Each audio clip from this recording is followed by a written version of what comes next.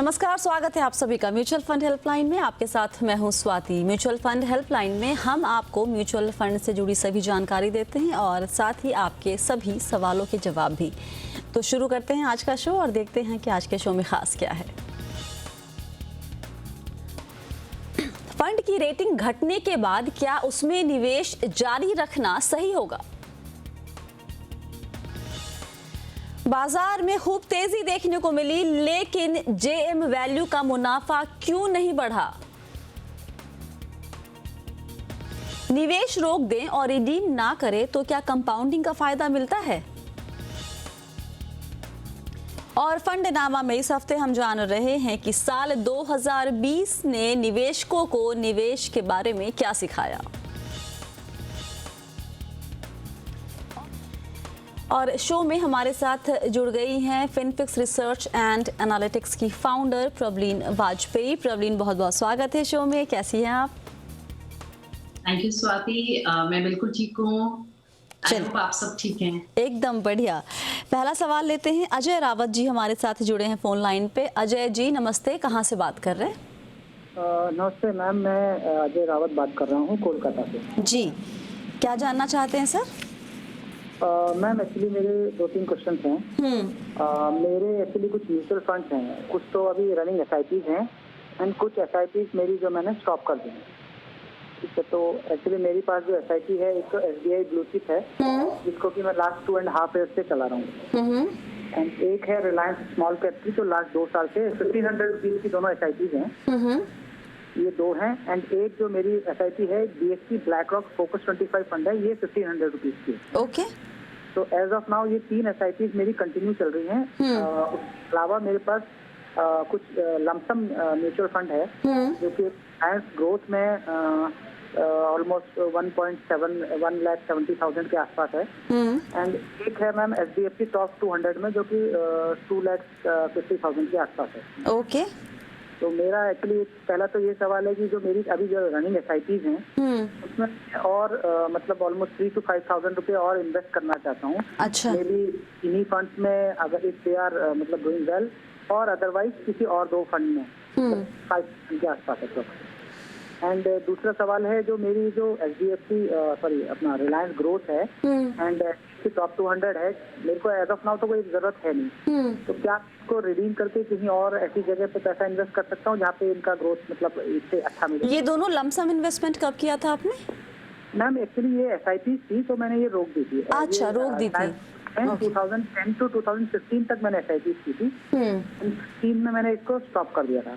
तो HDFC top 200 भी मैंने लास्ट 2 साल पहले ये एसआईपी स्टॉप की है, तो अभी इसका जो पैसा जो है वो मेरे पास अभी मतलब मैंने अभी इसको रिडीम नहीं किया। अच्छा, रिडीम नहीं किया आपने। ओके जी मैम। इंटरेस्टिंग। और ये सभी निवेश लंबे वक्त के लिए आपने सोच के किया हुआ है, राइट? हम 10 ईयर्स तक के लिए कम से कम। हाँ जी। क्विकली प्रॉब्ली इनके पोर्टफोलियो पे राय ले ले आपसे हम। जी स्वाति, आई थिंक इनके इन्वेस्टमेंट जैसे बता रहे हैं 2010-2015 तक किया है, बिकॉज जो ये सारे नाम ले रहे हैं फंड्स के, जैसे एचडीएफसी टॉप 200 अब एचडीएफसी टॉप 100 बन गया है, फिर ये रिलायंस बोल रहे हैं जो अब निपॉन बन गया है, सो ऑब्वियसली पुराने इन्वेस्टमेंट्स हैं। स्वाति, इनके पास इस टाइम पे 2 लार्ज कैप फंड है इनके पोर्टफोलियो में, एक स्मॉल कैप, एक मिड कैप और एक मल्टी कैप फंड है। तो इन्होंने अपना टाइम होराइजन अब बताया है कि लंबे समय का है, तो मैं ये बोलूंगी या तो ये अपने एलोकेशन अपने एग्जिस्टिंग जो इनका लार्ज कैप फंड है थोड़ा सा एसबीआई उसमें, और निपॉन जो इनका स्मॉल कैप है उसमें थोड़ा थोड़ा बढ़ा सकते हैं, या फिर अगर थोड़ा सा अपना रिस्क प्रोफाइल कम रखना चाहते हैं तो स्वाति यहाँ पे एक बैलेंस्ड एडवांटेज कैटेगरी के लिए जा सकते हैं, आईसीआईसीआई या डीएसपी का। सो वहां पे लाइक 5 to 7 इयर्स टाइप का अगर इनका टाइम होराइजन लेके चल रहे हैं, या थोड़ा अपना रिस्क प्रोफाइल कम रखना चाहते हैं तो। और दूसरा Swati, from the point of view of diversification, मुझे लगता है ये थोड़ा सा ग्लोबल डाइवर्सिफिकेशन कर सकते हैं। तो अगर इनका एडिशनल अमाउंट अभी 3,000 तक और जाना है तो जैसे 1,500 ये अपने किसी पुराने फंड में बढ़ा लें और 1,500 का एक नया इन्वेस्टमेंट शुरू कर सकते हैं। 1,500 जो है वो किसी इंटरनेशनल फंड में किया जा सकता है, राइट? जी। और कोई नाम बताना चाहेंगी आप इंटरनेशनल फंड में आपकी पसंद? स्वाति, ये सिंपल किसी इंडेक्स को ट्रैक कर सकते हैं, तो उसमें मोतीलाल नाज़डैक 100 को देख सकते हैं, पीजीआईएम ग्लोबल अपॉर्चुनिटीज है उसको देख सकते हैं। थोड़ा सा मैच्योर मार्केट ओरिएंटेड फंड लेके चले जैसे कि जो यूएस मार्केट्स में हो, ताकि हम ओवरऑल सिर्फ रिटर्न्स को एनहांस करने की कोशिश नहीं कर रहे हैं। यहाँ जब हम किसी ग्लोबल मार्केट्स में लगाते हैं तो हम ये भी कोशिश करते हैं कि जो इनके रिटर्न्स की वॉलेटिलिटी है वो भी थोड़ी कम रहे और एसआईपी के माध्यम से ही करें, बिकॉज अभी पीछे बहुत ज्यादा तेजी आई है बाहर की मार्केट्स में भी, तो थोड़ा ग्रेजुअली धीरे धीरे अपना इन्वेस्टमेंट करें उनमें। और ये आपने बताया कि जो पैसे इनके लमसम अब रखे हुए हैं दो फंड में, निपॉन ग्रोथ और एचडीएफसी टॉप 100 में, ये पैसे निकाल के कहीं आपने कहा है कि उसको एक एसबीआई ब्लू चिप में शिफ्ट करने के लिए?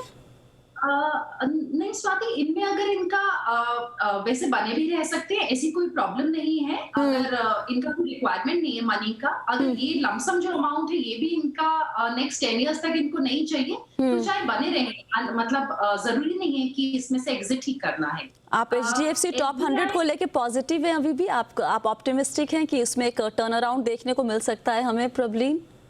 स्वाति, एचडीएफसी टॉप 100 जो फंड है ऑब्वियसली उसमें बहुत सारे पीएसयू स्टॉक्स हैं जिसकी वजह से उसका परफॉर्मेंस हमने पीछे काफी खराब देखा है। बट अगर हम इसमें दूसरे एंगल से देखें, पीई के माध्यम से देखें, तो इसमें कुछ ऐसे स्टॉक्स हैं जिनका पीई सिंगल डिजिट में है। जब कुछ ऐसे स्टॉक्स हैं जिनका, जैसे आप सन फार्मा लेके चलिए तो 92 94 का पीई पे चल रहा है वो। सो मुझे लगता है इनका बहुत पुराना इन्वेस्टमेंट है, थोड़ा और वक्त इसको दे सकते हैं एंड थोड़ा सा एसबीआई से चेंज ओवर होके मतलब एचडीएफसी में आ रहे हैं नए सीईओ, तो वहां पे भी क्या पता कुछ डिफरेंस दिखे एंड आगे गवर्नमेंट की क्या पॉलिसी रहती है in terms of this investment. So अगर थोड़ा और पेशेंस रख सकते हैं इस फंड के साथ तो कंटिन्यू कर सकते हैं। डिफरेंट फ्लेवर है।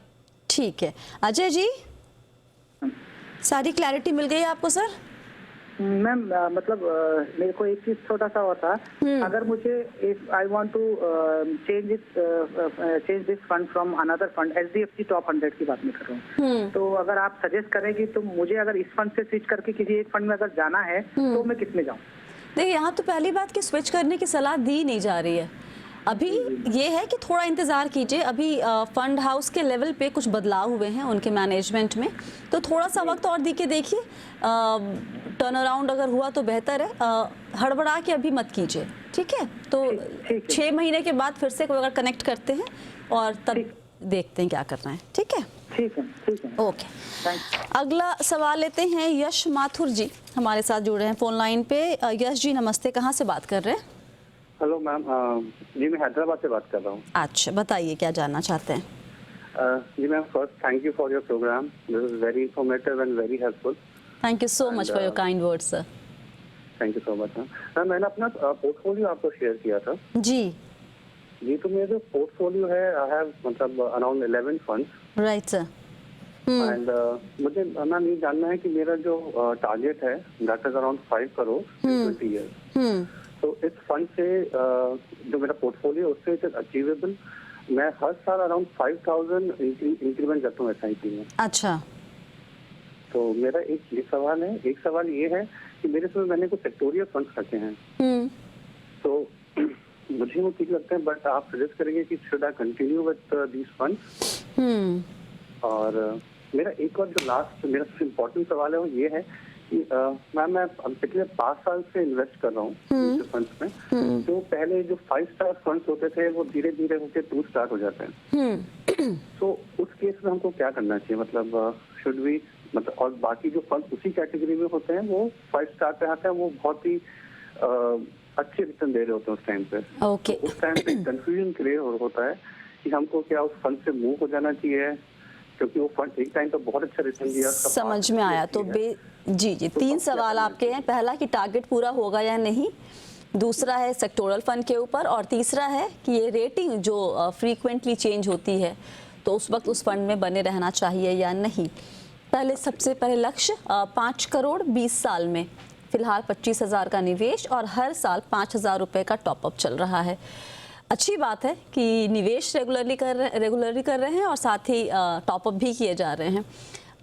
लक्ष्य कितनी दूर है, कितना पॉसिबल है इसका पूरा होना?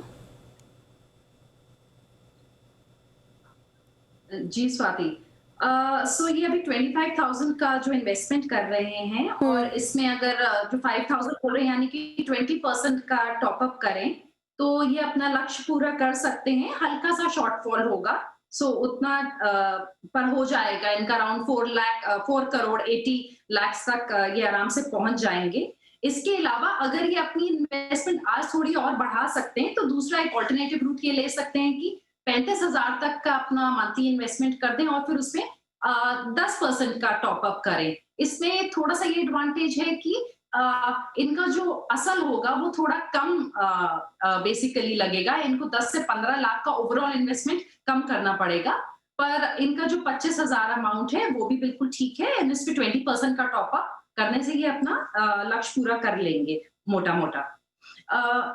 इसके अलावा स्वाति इनका सेक्टोरल फंड्स पे जो इनका सेकंड क्वेश्चन है, इनके पास जो भी 11 इक्विटी फंड्स हैं स्वाति, उसमें बहुत ज्यादा लार्ज कैप ओरिएंटेड है इनका ओवरऑल पोर्टफोलियो।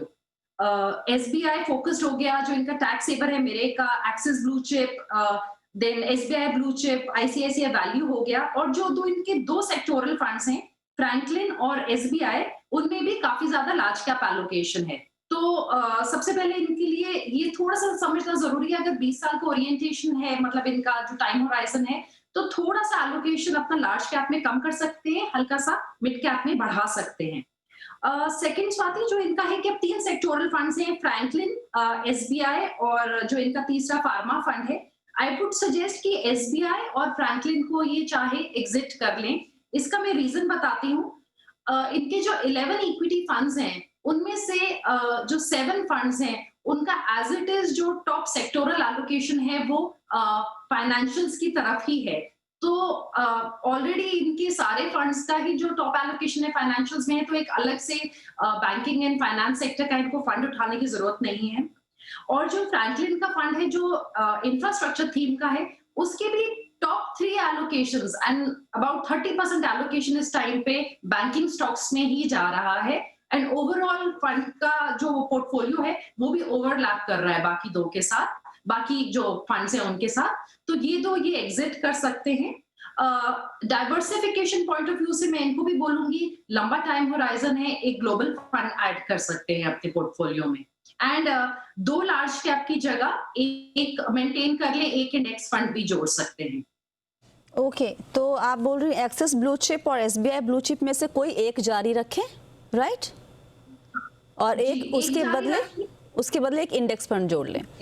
और एग्जिट कर सकते हैं स्वाति, बिकॉज डिपेंड करता है कि ये मतलब जैसे अब अपना कंस्ट्रक्ट करेंगे, पर ये 3 सेक्टोरल फंड्स की तो बिल्कुल जरूरत नहीं। एक सिर्फ फार्मा वाला मेंटेन करे, बाकी दो में तो बहुत डुप्लीकेशन हो रहा है इन टर्म्स ऑफ सेक्टर, तो अलग से उसकी तरफ एलोकेशन बढ़ाने की जरूरत नहीं है फाइनेंस की तरफ। मुझे ये भी दिख रहा है कि इनके पोर्टफोलियो में एक फंड हाउस पे काफी ज्यादा, 2 फंड हाउस पे अभी फिलहाल एसबीआई और एक्सिस के 3 फंड्स हैं, एसबीआई के भी 3 फंड्स हैं। और तो इतना ज़्यादा एक फंड हाउस के फंड लेने की ज़रूरत नहीं है, वहाँ पर भी आप थोड़ा देख सकते हैं, है कि नहीं?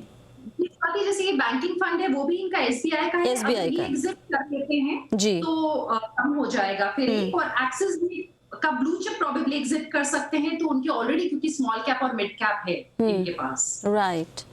और जो इनका आखिरी एक सवाल था कि ये रेटिंग से जुड़ा हुआ, ये बहुत ही अहम सवाल है, क्योंकि एक आम निवेशक जो एडवाइज़र के पास नहीं जाता है और ख़ुद से चुनता है, वो सबसे पहले किसी फ़ंड की रेटिंग देखता है। और वो रेटिंग हमने खुद देखा है पिछले 10 सालों में कई दफ़ा बदलती रहती है। तो क्या करना चाहिए एक निवेशक को? स्वाति, रेटिंग्स का मैं ये बोलूंगी कि अगर कोई इन्वेस्टर अपने से देख के रेटिंग्स देख के इन्वेस्ट करना शुरू कर रहे हैं, तो पहले तो एक रेटिंग को एक सिर्फ फिल्टर की तरह मान के चले। जो फिर काफी कैटेगरीज हैं जहां 5,000 करोड़ के एयूएम से कम में रेटिंग नहीं देता, और ऐसा नहीं है कि 5,000 करोड़ से कम का एयूएम होगा तो शायद फंड अच्छा नहीं है। तो रेटिंग्स को एक बड़ा बेसिक फिल्टर लेके चल सकते हैं, पर उस पर तो रिलायबिलिटी ऐसा नहीं है कि पूरी तरह उसी पे निर्भर रहना है। दूसरा स्वाति, किसी भी फंड की लाइफ के ड्यूरिंग उसकी रेटिंग्स ऊपर और नीचे जा सकती हैं।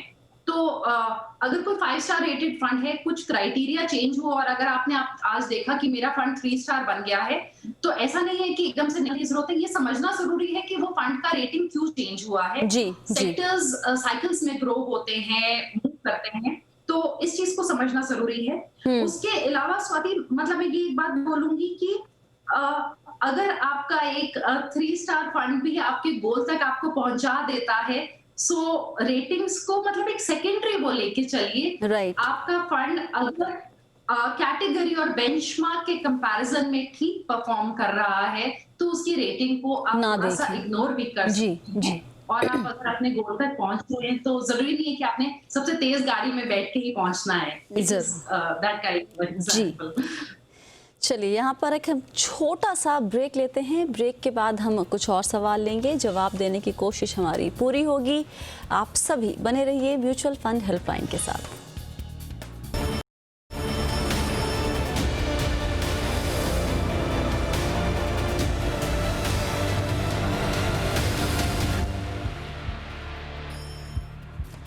स्वागत है आप सभी का एक बार फिर से म्यूचुअल फंड हेल्पलाइन में। आज आपके सवालों के जवाब दे रही हैं प्रबलीन वाजपेयी। अगला सवाल लेते हैं। हमारे साथ कोई दर्शक नहीं जुड़े हैं अभी। सूर्य कुमार जी का सवाल ले रहे हैं, ईमेल पे भेजा इन्होंने। 60 साल इनकी उम्र है और इन्होंने 80,000 रुपये जेम वैल्यू फंड में लगाया था 29 नवंबर 2007 में। इनके मुताबिक उस वक्त सेंसेक्स 21,000 पे था और आज सेंसेक्स 46,000 के आसपास है। लेकिन इनके जो निवेश की वैल्यू है वो जिस दिन उन्होंने मेल किया है या व्हाट्सएप किया है उस वक्त तक सिर्फ 82,000 रुपये ही थी। 80,000 लगाया 7 में और अभी 82,000 रुपये, सिर्फ 2,000 की ग्रोथ। और जानना चाहते हैं कि क्या करूं इस निवेश का, क्यों इतना ख़राब प्रदर्शन। हालांकि अगर इनका रिटर्न देखिए इस फंड का 97 में लॉन्च हुआ है, सिंस लॉन्च 15.19% का रिटर्न दिखा रहे हैं और इनफैक्ट 7 ईयर्स में 16.40 का। तो ये 7 से अभी तक में इतना कम रिटर्न क्यों है? स्वाति, मतलब मुझे काफी बुरा लगा जब मैंने इनफैक्ट ये क्वेश्चन देख के, बिकॉज हम लोग इतना लॉन्ग टर्म को प्रीच करते हैं। राइट। और जब ऐसा कुछ रिटर्न दिखता है तो एक्चुअली में बहुत बुरा लगता है। मैं इसका थोड़ा सा समझाती हूँ। ये जेएम फंड का जो जेएम वैल्यू फंड है स्वाति, ये 97 में लॉन्च हुआ था और ये उस टाइम पे जब 2007 में सूरज जी ने पैसे लगाए थे, तब इसको जेएम बेसिक फंड बोलते थे। अच्छा। और ये एक सेक्टोरल फंड था उस टाइम पे। ओके। एंड स्वाति, इसका जो पूरा इन्वेस्टमेंट था ये बेसिक इंडस्ट्रीज जैसे construction, industrial capital goods and industrial products, उस टाइप के सेक्टर्स में था। और वो भी इसका एलोकेशन स्मॉल कैप की तरफ काफी ज्यादा था। बट उस टाइम पे इस फंड ने बहुत तेजी दिखाई थी। इनफैक्ट जनवरी ऑफ 2008 के करीब और उससे पहले ये 45-50% टाइप का डिविडेंड भी डिक्लेयर कर रहा था अपने डिविडेंड ऑप्शन में। तो 2007 नवंबर में इन्होंने लगाया, 2008 जनवरी में मार्केट्स ने हाई हिट किया था और मार्च में हमें पता है कि मार्केट्स कितना करेक्ट होके सेंसेक्स बिलो 10,000 था। सो स्वाति, एक तो इसका जो एलोकेशन था वो बिल्कुल ही मिड एंड स्मॉल में था, ये रिकवर नहीं कर पाया उस जोल्ट को। इनफैक्ट बाय मार्च ऑफ 2009 इस फंड की वैल्यू जो इनका 80,000 था वो सिर्फ 15,000 रुपए रह गई थी। और मैं इनका ट्रैक कर रही थी तो 2012 में जाके इनने 23,000 तक वो फंड रिकवर हुआ था जो इनका पैसा है। और 2016 तक भी इनके फंड की वैल्यू सिर्फ 41,000 बनी थी। तो एक तरीके से देखिए तो मतलब ही स्टिल लकी दैट उनका इस टाइम पीरियड में पैसा रिकवर हो गया है। दो इन रियल टर्म्स अगर हम इन्फ्लेशन को जोड़ें तो लॉस ही है एक तरीके का। But Swati, just to bad इसका मैंडेट चेंज हुआ। अब ये वैल्यू फंड है, अब इसका लार्ज कैप एलोकेशन भी है, बट ये फंड कभी उस जोल्ट से निकल नहीं पाया उस टाइम के इन्वेस्टर्स के पॉइंट ऑफ व्यू से अगर देखा जाए तो।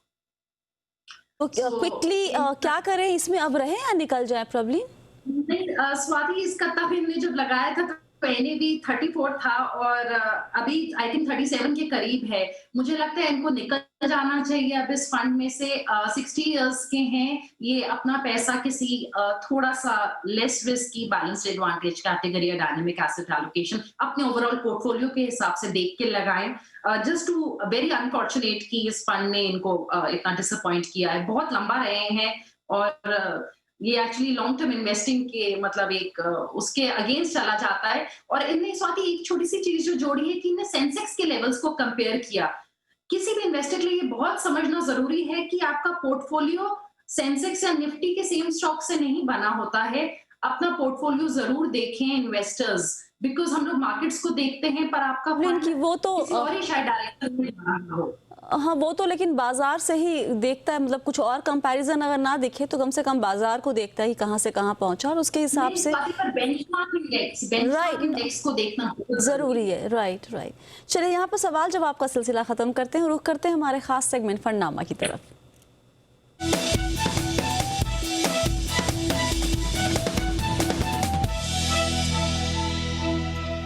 प्रवीण, क्विकली आप बताएं कि आपके लिए साल 2020 निवेश के क्या सीख देकर गया है? स्वाति, आई थिंक ब्रॉडर चीजें जो हम सारों को पता थी हम लोग फॉलो नहीं करते थे कई बार। एक broader personal finance point of view से आई थिंक बहुत सारी लर्निंग्स रही हैं। एक तो एक जो कंटिजेंसी फंड होता है, आई थिंक उसका इंपॉर्टेंस मुझे या किसी भी इन्वेस्टर को समझ में आया है। अगर हम लोग बोलते हैं और वो प्रैक्टिकली बहुत लोगों को देखने को मिला है कि बहुत जरूरी है कि कंटिजेंसी फंड 6 महीने साल भर का अपना खर्चा रखना। उसके अलावा स्वाति, एक एसेट एलोकेशन को फॉलो करना कि आपका सारा पैसा एक एसेट क्लास में नहीं हो सकता है कि आज मार्केट्स ने तेजी पकड़ी है तो लगता है कि अच्छे रिटर्न बनेंगे तो सब उठा के इक्विटी में लगा दिया। Fixed income portfolio, equity, gold, हर चीज में अपना एक बेसिक एसेट एलोकेशन मेंटेन करना बहुत जरूरी है। उसके अलावा स्वाति, जहां पे इन्वेस्टर्स ने मार्च में, अप्रैल में आके डर के अपनी एसआईपीज रोकी हैं, वो एक बहुत बड़ी लर्निंग है कि एसआईपी आपको तभी बेनिफिट देती है एक्चुअली जब मार्केट्स डिप में जाती हैं। उस टाइम पे आप ज्यादा यूनिट्स एक्यूमुलेट कर रहे हैं, तो अपनी एसआईपीज को कंटिन्यू रखना एक बहुत बहुत इंपॉर्टेंट चीज है। उसके अलावा स्वाति, आई थिंक एक डेट फंड साइड पे जो हम सारों के लिए लर्निंग हुई है कि हम लोग इक्विटी पे बहुत फोकस करते थे और डेट पोर्टफोलियोज को थोड़ा ऊपर से देखा जाता था। आई थिंक डेट सेगमेंट में जो फ्रैंकलिन का एपिसोड हुआ है उससे दूसरी चीज जो सीखने को मिलती है कि डेट फंड्स का पोर्टफोलियो भी बहुत अच्छे से एनालाइज करना चाहिए। और आई थिंक मार्केट्स कोई प्रेडिक्ट नहीं कर सकता, तो हमेशा पास्ट को देख के हम नहीं बोल सकते हैं कि अब एक सेकंड करेक्शन आएगी, अब थर्ड करेक्शन आएगी या क्या पैटर्न फॉलो होगा। I think every time markets हमें एक नया लेसन सिखा के जाती हैं। But I think what is important is कि हम परफॉर्मेंस से ज्यादा प्रोसेस पे ध्यान दें। हम अपने बेसिक जो पर्सनल फाइनेंस से रिलेटेड स्टेप्स हैं उनको जरूर फॉलो करें। एक हाइजीन फैक्टर्स जो होते हैं, contingency fund, asset allocation and continuity in SIPs during downturn. Okay, so basically जो मैंने समझा आपकी पूरी बात से कि emergency fund, right asset allocation, जब बाजार में गिरावट है तो डरना नहीं है बल्कि संयम बना के रखना है। और साथ में आपने डेट फंड के बारे में, ये साल एक्चुअली इसने डेट फंड के बारे में कि वहाँ पे रिस्क किस तरीके का है इसको समझा दिया है। बहुत बहुत शुक्रिया प्रॉब्लिन आज सभी सवालों के जवाब देने के लिए। Thank you Swati. और आपको अपना सवाल हमें कहाँ भेजना है वो डिटेल्स आपकी स्क्रीन पर है। सवाल जब भी भेजते हैं तो नाम और नंबर ज़रूर लिखिए ताकि आपसे हम बात कर सकें। फिलहाल के लिए शो में इतना ही। आप सभी बने रहिए जी बिज़नेस के साथ। नमस्कार।